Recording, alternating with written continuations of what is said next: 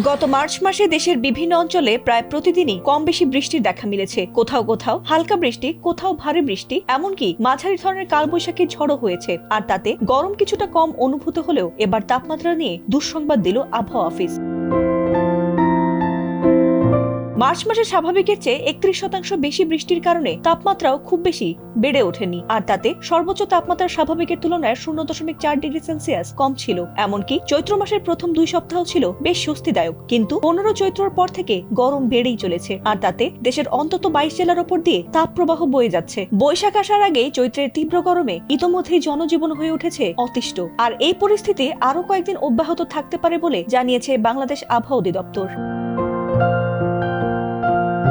আবহাওয়া অধিদপ্তরের পূর্বাভাস অনুযায়ী রাজধানী ঢাকা সহ সারা দেশে এপ্রিল জুড়ে আরো কয়েক দফা তাপপ্রবাহ বয়ে যেতে পারে। চলতি এপ্রিল মাসে দেশে 2 থেকে 4টি মৃদু তাপপ্রবাহের সম্ভাবনা রয়েছে, যার ফলে তাপমাত্রা 36 থেকে 39 ডিগ্রি সেলসিয়াস পর্যন্ত উঠতে পারে। এছাড়াও কয়েকটি তীব্র তাপপ্রবাহের কারণে তাপমাত্রা 42 ডিগ্রি পর্যন্ত বাড়তে পারে বলে আশঙ্কা করা হচ্ছে।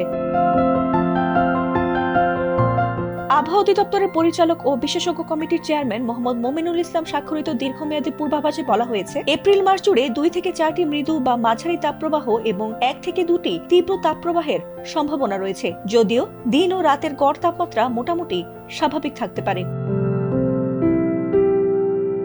এ সময় সমুদ্র পরিস্থিতি নিয়েও সতর্কবার্তা দিয়েছে সংস্থাটি। বঙ্গোপসাগরে এ সময় 1 থেকে 2টি লঘুচাপের সৃষ্টি হতে পারে, যার মধ্যে একটি নিম্নচাপ ও ঘূর্ণিঝড়ে রূপ নিতে পারে। এছাড়া এপ্রিল জুড়ে কালবৈশাখীরও আশঙ্কা রয়েছে। দেশের বিভিন্ন অঞ্চলে শিলাবৃষ্টি সহ 5 থেকে 7 দিন হালকা বা মাঝারি এবং 1 থেকে 3 দিন তীব্র কালবৈশাখী ঝড় হতে পারে বলে পূর্বাভাসে উল্লেখ করা হয়েছে।